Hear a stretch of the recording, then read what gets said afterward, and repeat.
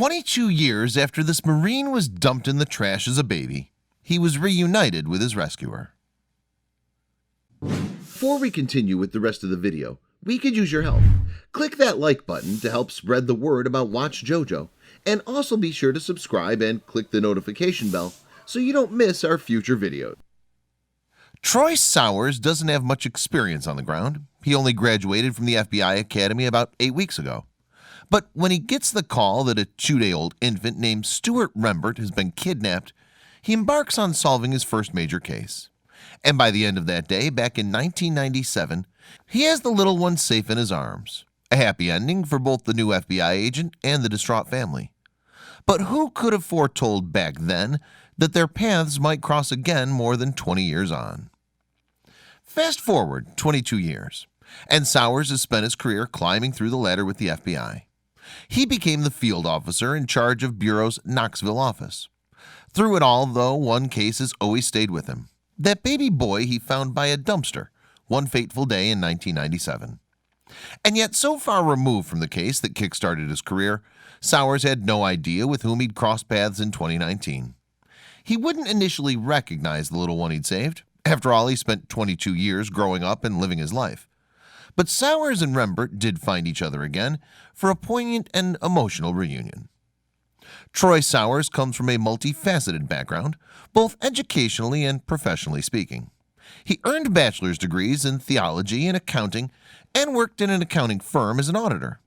But Sowers also signed up with the U.S. Air Force, serving for 4 years. Sowers also studied at the Naval Postgraduate School, where he received a master's degree in Homeland Security Studies. This training pointed him towards what would become his lifelong career.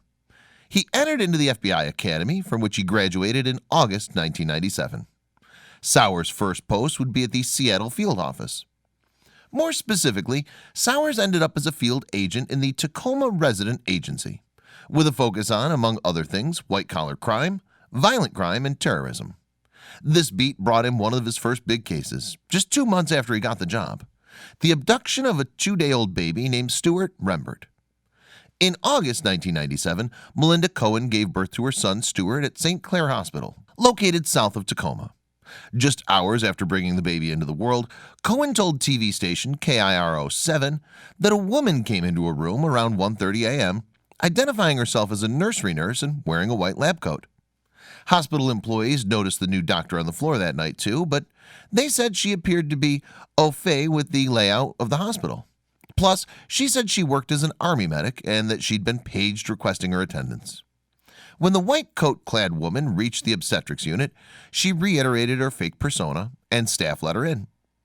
The woman, claiming to be a doctor, then entered Cohen's room and told the new mom that she would take Rembert off her hands. Cohen recalled, "She said she was the nursery nurse and they were going to take Rembert to the nursery so I could get some sleep." The woman then placed the newborn in a mobile cradle and wheeled him away. Within 90 minutes, hospital workers realized something terrible had happened. They found the empty cradle discarded by one of St. Clair's exits. Soon they'd realized that baby Rembert had been the one who disappeared, and police issued an artist's impression of the mysterious doctor who appeared to have taken him. The next day, a nearby shop worker stopped a woman who had come into the store with an infant as well as 2 girls. He suspected her of stealing, but he had to let her go because he couldn't prove it. Later on, another staffer realized that the suspected thief might have already taken something infinitely more precious the day before. The employee had seen the police sketch of Rembert's kidnapper and realized that she'd come into the shop with the baby in tow. He knew it was the wanted woman from a very particular facial feature. He later said, "She smiled at me and I recognized the jagged teeth." Luckily, after the alleged shoplifting incident, the employee who temporarily detained the woman had recorded what her vehicle looked like.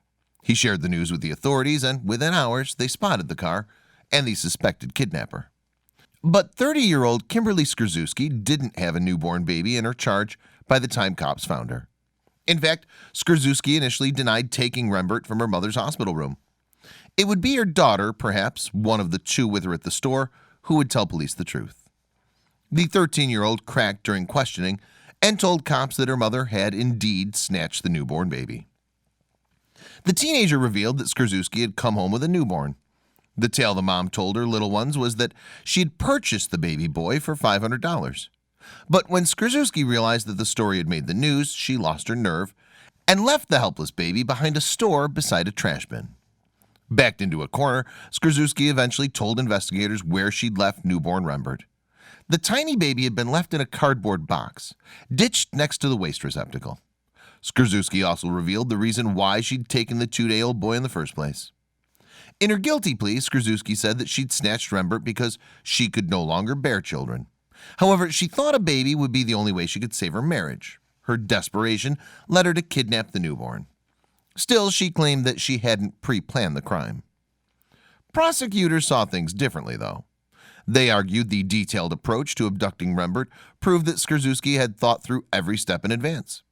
With this in mind, the state's legal team requested an exceptional sentence of 10 years for Skrzycki's wrongdoings, to which the court eventually agreed. As a fledgling FBI agent in the Tacoma area, Sowers played a big part in finding Rembert safe and sound. In fact, he played a pivotal role in ensuring the newborn's swift return to his parents. Firstly, he'd helped convince Skrzycki to tell authorities where she'd left the defenseless baby. Still, Sowers recalled in 2019 that learning Rembert's location hadn't fully eased his mind.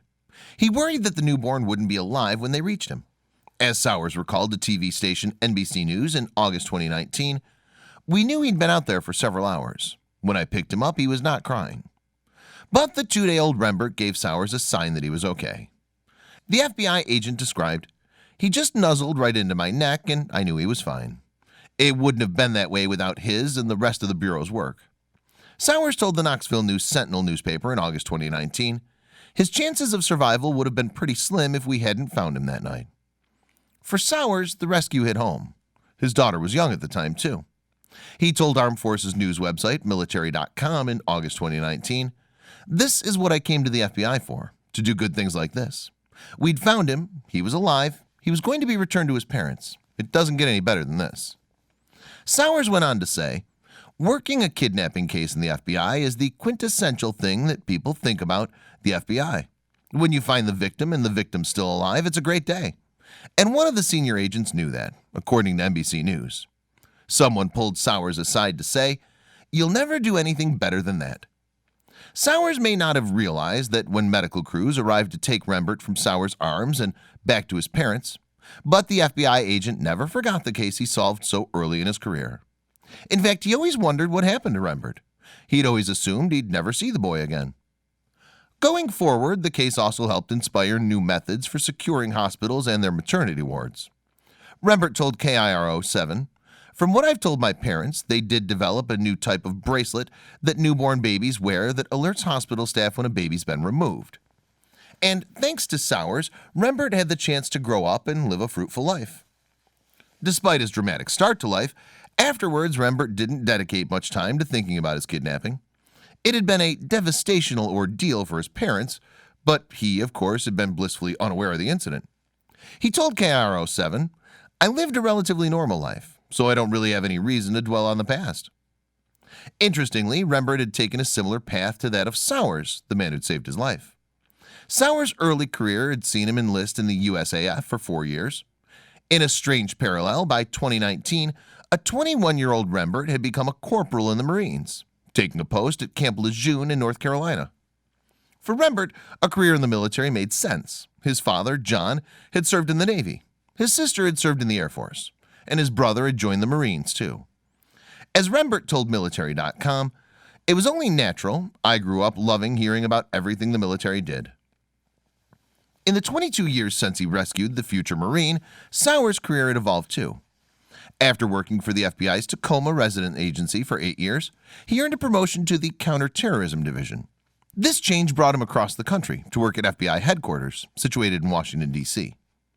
3 years later, Sowers once again headed west, this time to the Sacramento field office. In his California post, he oversaw the International Terrorism Squad. Then he ascended to the role of Assistant Special Agent, taking charge of intelligence programs.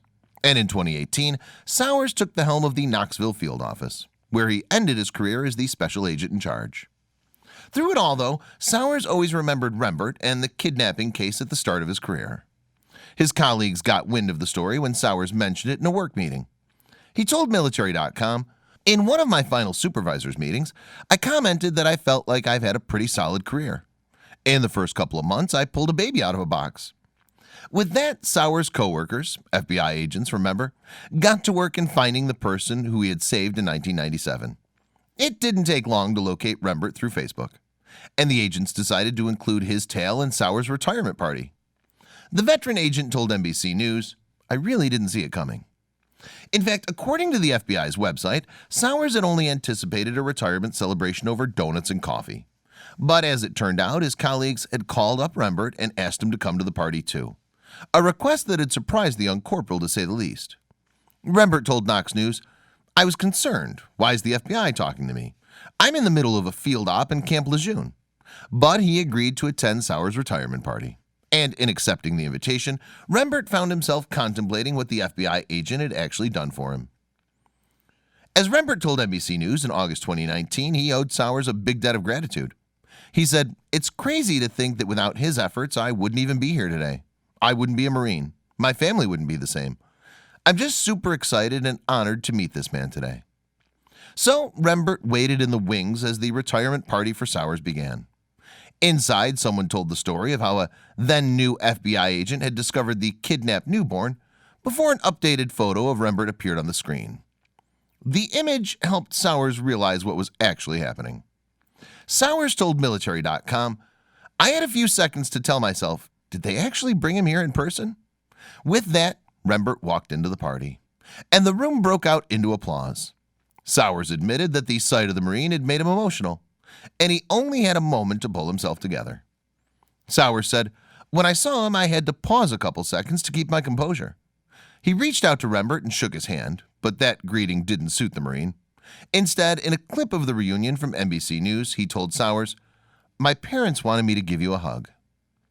Afterwards, Sowers described the moment as probably one of the best surprises I've ever had. He also told military.com that the reunion had served as the ideal send-off after more than 2 decades of service. The FBI agent said, "It was a wonderful way to leave the Bureau."